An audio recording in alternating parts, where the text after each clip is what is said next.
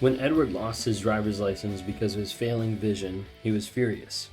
Other older people in his neighborhood got help from volunteer drivers in the community, but Edward said getting rides from strangers was beneath him, and he asked his son, Bernie, to drive him wherever he needed to go, anywhere.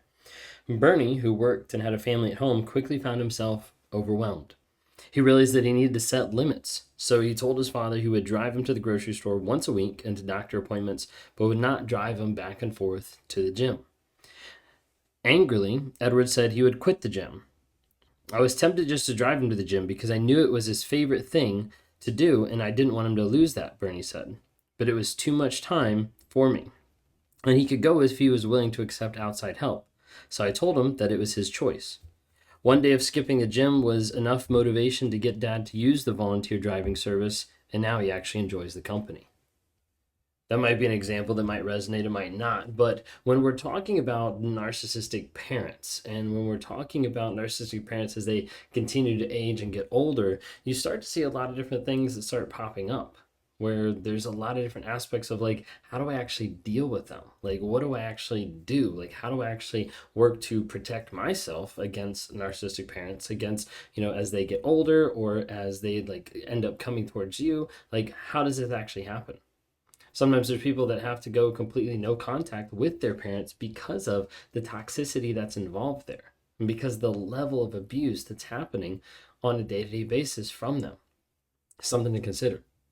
If you're on any of these platforms here, also TikTok, Instagram, Facebook, and also YouTube, since we're here, there's a couple other creators you can follow that have specific workings with that. One is Bree, she runs Abuse is Abuse, and the other is Catherine, and she also runs Stand Coaching. Check those two out.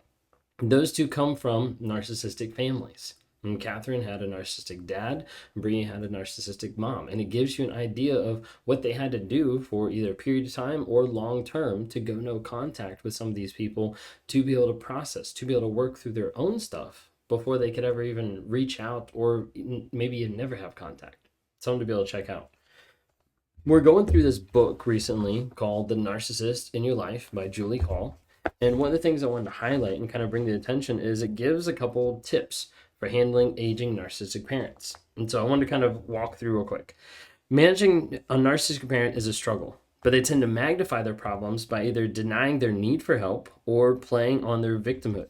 They may ignore medical advice and refuse care or exaggerate their needs and make unreasonable drama and demands.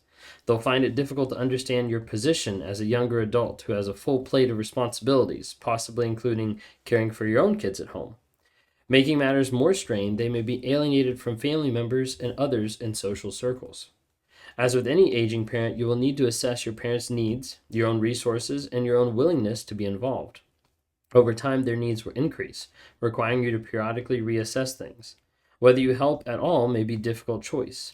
Parents who have been actively abusive or violent may not be safe to be around, or there may be too much water under their bridge for you. Also consider your motives for getting involved. Are you hoping to get approval or prove something? Try to be clear with yourself and realistic about your expectations. It is your job to put your needs and those of your current family first. So a couple tips. We've got 10 tips that I want to be able to walk through with you real quick about how to deal with narcissistic parents. Number 1, set boundaries. Think about what you're willing to do and be clear with your parents about your limits. Try not to let feelings of guilt make decisions for you. Oftentimes people struggle to set boundaries with narcissistic parents because of guilt, because of shame, because of the idea of like, I don't want to disappoint them. I don't want to, and the list goes on and on. Like, are you trying to prove something? Are you trying to get back into good favor with someone who is abusing you? Like, think through what is actually the motivation behind it, and then what boundaries do I need to set? Those boundaries need to be clear, and they need to be firm of, hey, here's the line. If you want to go past it, that's totally fine on you, but just understand here's the consequence, or here's what I'm going to do if you don't listen to my boundaries. Number 2, be direct and unemotional. Try not to react to fawning, baiting, or melodrama, or other forms of manipulation. It is better for everyone to keep expectations clear.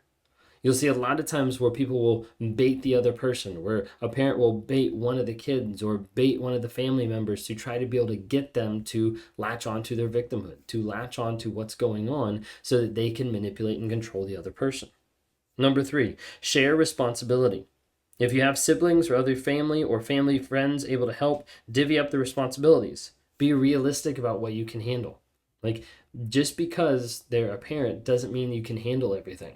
You've still got work, life, everything else that's happening, kids, family. Like, there's a lot of different things that are happening. It doesn't mean that you don't care about that person, but you also need to be realistic of what am I doing to be able to help them, but also to be able to make sure that I'm maintaining my job, my family, everything like that that's still going on.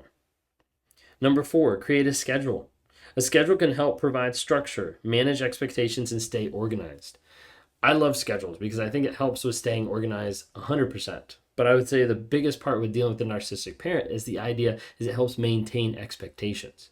Here's the expectation. This is in the schedule. This is going to happen at this time. Like, if you want this to happen, then we need to put it in the schedule. Like, it needs to be structured so that they understand, hey, like, I'm not just going to drop everything at the drop of a hat and run over to be able to take you to the store. There has to be structure, and they have to understand those boundaries. Number 5, use community resources. Many communities have free and affordable services for seniors, such as meals, transportation, classes, group outings, and health-related care. Your parents may have free gym membership or other preventive care perks through their health insurance. If your parents resist community help, preferring that you do it, you will need to make it clear that you will and what you won't do. When faced with the reality, they may change their mind about accepting help outside. So kind of like the illustration that I read at the very beginning is you got to be able to set those boundaries and be able to say, hey, I can help up to this point, or like, hey, this isn't feasible because of job, because of family, like whatever's already going on. Let's see about finding solutions. And the cool thing is there's a lot of solutions out there. There's a lot of help for a lot of people out there, whether that's, community help, whether that's, psychology, whether that's therapy. Like, there's a lot of different help out there for people who are willing to accept it. That's one of the hardest things, right? That's one of the hardest things for narcissists is to be willing to accept help, to be willing to heal, grow, and change themselves, because they typically won't do that. That's probably one of the biggest questions I get from people is like, will my narcissist change? Like, will they heal? Like, will they actually work on themselves? Well, if they're not showing awareness, growth, healing, change, if they're not showing honest vulnerability, consistent change, it's not going to happen. A lot of times when it gets older, when they get to a place where that's just ingrained, habitual for so long, there's not going to be a change there. Anyways, number 6, allow consequences to play out. The narcissistic personality is often shielded from consequences by enabling partners and other family members or even codependent friends. But consequences are often the only thing that motivate people to change their behavior and take responsibility. With safe parameters, try to allow natural consequences to occur so that your parents can be in charge of their lives as much as possible. If that means being together on Thanksgiving, so be it. If that means not being together on Thanksgiving, so be it. Sorry. But having those consequences, like even if it's something that's like, man, this doesn't feel right. Like this doesn't feel like we're being like the supportive family that we need to be. But wait a second, did they cross the boundaries? Did they cross what you already said? Did they go against that? Did they abuse you in this way?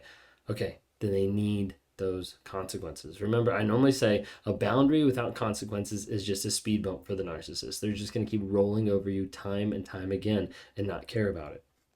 Number 7, talk to doctors. You may need to accompany your parents to doctor appointments or find another way to speak with their doctors to get an accurate information and or help them manage their healthcare and medications. Number 8, step back from drama. Don't take responsibility for your parents' behaviors or reputation with others. How your parents act is their responsibility, not yours. Unless it endangers someone or jeopardizes their care or safety, try not to get involved. How they act is not your responsibility. A lot of times people need to hear that, not just for narcissistic parents, but just narcissists as a whole, just codependence as a whole. How the other person acts is not your job to modify, is not your job to fix, is not your responsibility. Number 9, accept help if it comes, if it helps. Cannot read today. Sorry, guys. If your parents can reciprocate your help in certain ways, take that help, but be clear about what that help means for you both. If there's strings attached that are unacceptable, that's a deal breaker. So be careful how it transposes from the parent's back.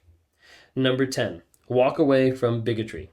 If your parents are expressing sexism, racism, or other forms of bigotry that you find degrading, let them know it's not allowed on your watch. Again, setting clear boundaries.